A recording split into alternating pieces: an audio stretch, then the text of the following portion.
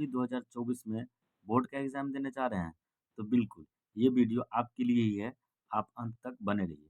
इससे पहले वाली वीडियो में मैंने वास्तविक संख्याएँ जो चैप्टर है मैथ का पहला चैप्टर है, उसका छोटा-छोटा जो भी कुछ डॉट्स था उसको मैंने क्लियर किया था। तो आज हम बताएँगे बहुपद जो कि 10वीं के गणित का दूसरा चैप्टर है। बहुपद से ऑब्जेक्टिव क्वेश्चन कैसे आते हैं? अब ऑब्जेक्टिव क्वेश्चन आता है कि एक घात वाले बहुपद कहलाते हैं। अब क्या कहलाता है? अब इसमें त्रिघात बहुपद, द्विघात बहुपद या रैखिक बहुपद। तो यहाँ पे तो साफ दिखने से लग रहा है कि त्रिघात, त्रिघात कहने का मतलब होता है जिसका घात, घात क्या हो? 3 होना चाहिए। घात कितना होना चाहिए? 3 होना चाहिए। उसके बाद दूसरा ऑप्शन है द्विघात। अब द्विघात का मतलब होता है कि जिसका घात क्या होना चाहिए? 2 होना चाहिए। तो यहाँ पे कह रहा है कि रैखिक, तो आपको याद होना चाहिए कि रैखिक बहुपद बहुपद में घात हमेशा 1 होता है। क्या होता है? 1 होता है। तो यहाँ पर यदि घात 1 होगा तो वह बहुपद कौन-सी बहुपद होगा? त्रिघात बहुपद होगा, द्विघात बहुपद होगा या रैखिक बहुपद होगा। तो यहाँ घात 1 होगा तो यह रैखिक बहुपद हो जाएगा। कौन-सा बहुपद हो जाएगा? रैखिक बहुपद। आराम से टिक करके आना। क्वेश्चन नंबर 2 है कि निम्न में से कौन रैखिक बहुपद है? कौन रैखिक बहुपद है? तो आपको देखना ये है कि रैखिक बहुपद में घात कितना होना चाहिए? घात होना चाहिए 1, तब जा कर के होगा रैखिक बहुपद। तो हम अभी ऑप्शन में देखते हैं कि 2x² अर्थात यहाँ पे चर का जो घात है ये 2 है, तो ये द्विघात बहुपद हो जाएगा। ये द्विघात बहुपद हो जाएगा लेकिन रैखिक बहुपद नहीं होगा। दूसरा ऑप्शन देखते हैं कि x² - 1 अर्थात इसमें भी चर का घात कितना है? 2 है, तो ये भी द्विघात बहुपद हो जाएगा, रैखिक बहुपद नहीं होगा। तीसरा ऑप्शन देखते हैं, तो तीसरा ऑप्शन है हमारा कि x + 1 अर्थात x के ऊपर में अगर कुछ नहीं लिखा है इसका मतलब है इसका पावर कितना है? 1 है। इसका घात कितना है? 1 है। तो हम अभी यहाँ खोज रहे थे कि घात कितनी होनी चाहिए? 1 होनी चाहिए। यदि किसी चर का घात यदि 1 है तो वह बहुपद रैखिक बहुपद कहलाएगा। तो यहाँ पे हमारा ऑप्शन सी हो जाएगा आंसर। एक बार लास्ट में देख लेते हैं क्या ये इसका आंसर ये तो नहीं है? तो आंसर आगे है कि 1/x + 1। तो जब ये बट्टा में x है, बट्टा में अर्थात नीचे में हर में अगर x है तो यह बहुपद ही नहीं होगा। ये क्या होगा?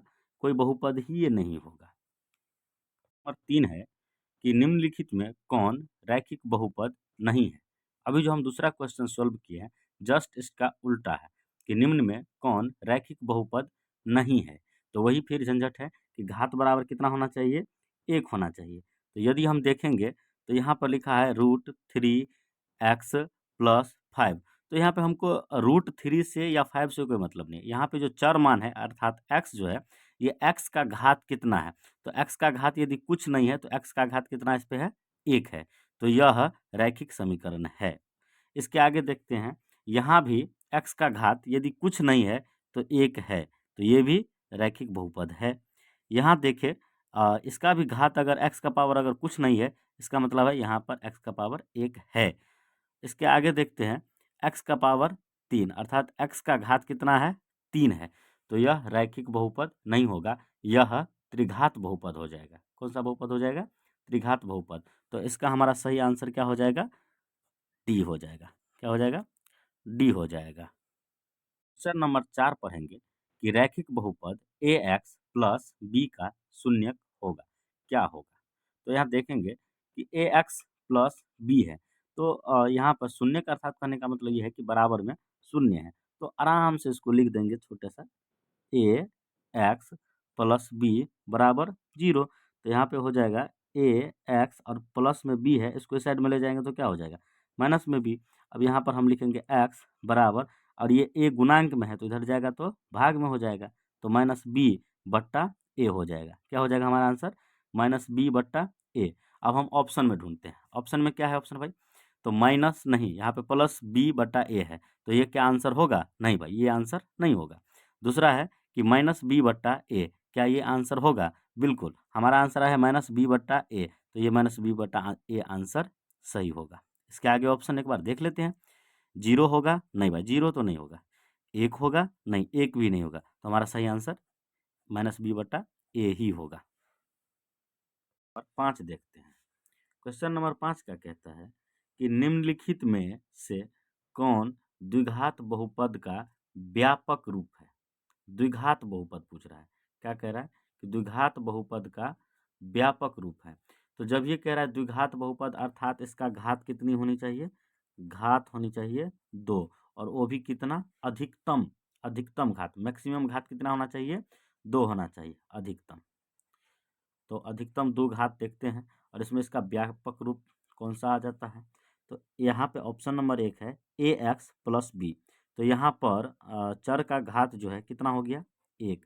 तो क्या यह द्विघात बहुपद होगा? तो यहाँ पर हम लिख देंगे नहीं, ये नहीं हो सकता है। दूसरा ऑप्शन नंबर बी देखेंगे कि ax² + bx। तो यहाँ पे x का घात कितना है? तो x का घात यहाँ पे 2 है। तो ऑलरेडी यहाँ पे लिखा हुआ है 2, तो हमको फिर टेंशन लेने का क्या है भाई? तो यहाँ पे घात बराबर 2 लिखेंगे तो ये द्विघात बहुपद हो जाएगा, और यही द्विघात बहुपद का व्यापक रूप हो जाएगा। ऑप्शन नंबर बी हो जाएगा मेरा। क्या हो जाएगा? बी। आगे यहाँ पे सी में है ax⁻3। तब ये क्या हो जाएगा? ये त्रिघात बहुपद हो जाएगा, न कि द्विघात बहुपद। तो त्रिघात बहुपद हमको ढूंढना नहीं है, ढूंढना है यहाँ पे द्विघात बहुपद। तो यहाँ पे हमारा मिल गया द्विघात बहुपद। तो हमारा सही आंसर ये हो जाएगा। नीचे देखते हैं कि ax+bx+c, और यहाँ पे इसका भी घात 1 है, यहाँ भी घात 1 है, अर्थात यह भी द्विघात बहुपद नहीं होगा। तो हमारा सही उत्तर क्या हो जाएगा? ऑप्शन नंबर बी हो जाएगा। 6 है, द्विघात बहुपद में शून्यकों की संख्या होती है, कितनी होती है? तो द्विघात बहुपद है, तो द्विघात बहुपद में शून्यकों की संख्या 2 होती है। बिल्कुल दिमाग में बैठा के जाइए ना, उतना नहीं देखने आगे पीछे क्या है। यहाँ पे द्विघात बहुपद का शून्यकों की संख्या कितनी हो जाएगी? 2 हो जाएगा। क्वेश्चन नंबर 7 है कि एक द्विघात बहुपद का घात होता है। द्विघात बहुपद का घात यानी घात पूछ रहा है, तो अधिकतम घात कितना होता है? 1, 2, 4 या 0? ये भी जवाब हमको देना पड़ेगा? नहीं भाई, इसका जवाब हम नहीं देंगे, इसका जवाब आप लोग दीजिएगा। बिल्कुल कमेंट बॉक्स में दीजिएगा। इसका ए बी सी डी लिख सकते हैं। जब द्विघात है तो इसका घात कितना होना चाहिए? मैक्सिमम घात पूछ रहा है। आप इसका जवाब कमेंट बॉक्स में दीजिए, इंतजार रहेगा। क्वेश्चन नंबर 8 है, निम्न में कौन बहुपद है? ले रे बलैया, ये तो हमको पहला क्वेश्चन में पूछना चाहिए था, ये 8वां नंबर में हम लिख दिए। खैर कोई ना, आपको समझ में आना चाहिए कि निम्न में कौन बहुपद है। तो बहुपद का सबसे पहले पहचान क्या होता है? तो कुछ नहीं, बस छोटा सा एक लाइन का याद रखिएगा। लिखा है कि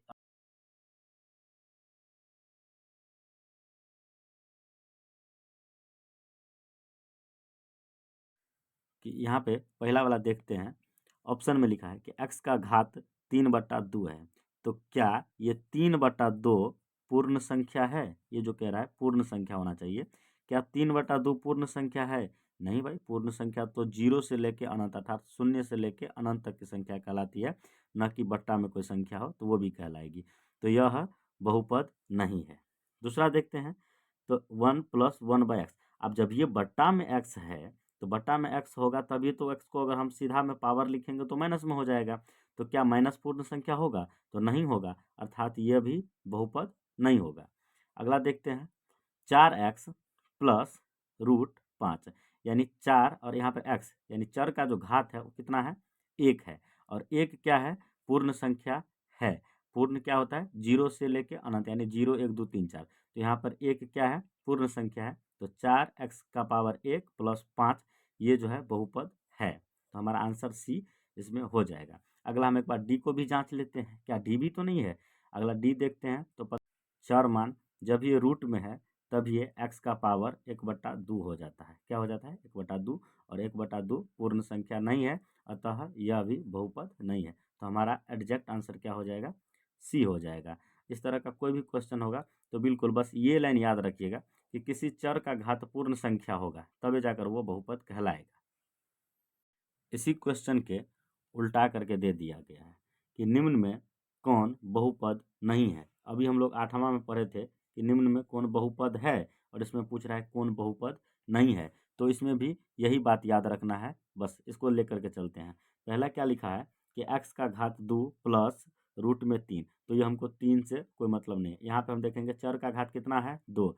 2 एक पूर्ण संख्या है, तो हाँ पूर्ण संख्या है, अर्थात यह क्या है, बहुपद है, यह बहुपद है। दूसरा क्वेश्चन देखते हैं कि 5 माइनस में है, उससे मतलब नहीं है। x है, x का घात कितना है, 1।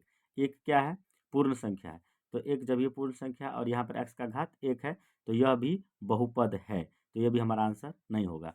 अगला देखते हैं क्वेश्चन, तो यहाँ पर x का घात कितना है, 5, लेकिन यहाँ पर चर का घात क्या हो जाएगा, 1/2 हो जा रहा है। चर का घात कितना है, 1/2, तो क्या 1/2 पूर्ण संख्या है, तो नहीं है। तो जब ये x का घात अगर 1/2 है यानी पूर्ण संख्या नहीं है, तो यह हो जाएगा बहुपद नहीं है। तो यह हमारा क्या हो जाएगा, सही आंसर है प्रश्न के हिसाब से कि बहुपद नहीं है, तो ये हमारा बहुपद नहीं है। तो एक बार डी को भी देख लेते हैं कि डी क्या कर रहा है भाई। तो डी इधर है, x का घात 2 है और x का घात 1 है, तो यह पूर्ण संख्या है, 1 भी पूर्ण संख्या है, अर्थात यह भी बहुपद है। तो हमारा जो इसमें क्वेश्चन पूछा है कि बहुपद नहीं है, तो ये ऑप्शन हमारा क्या हो जाएगा, सी आंसर हो जाएगा, बिल्कुल।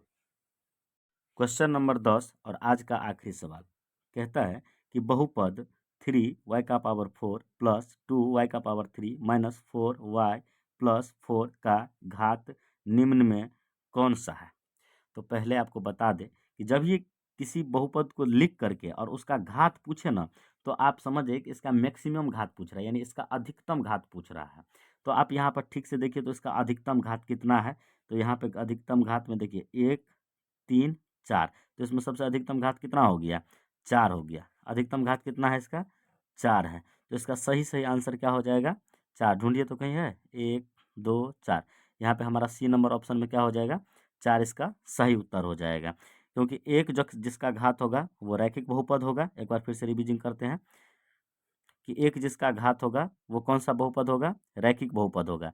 जिसका घात 2 होगा वो कौन सा बहुपद होगा, द्विघात बहुपद होगा। जिसका घात 3 होगा वो कौन सा बहुपद होगा, तो त्रिघात बहुपद होगा।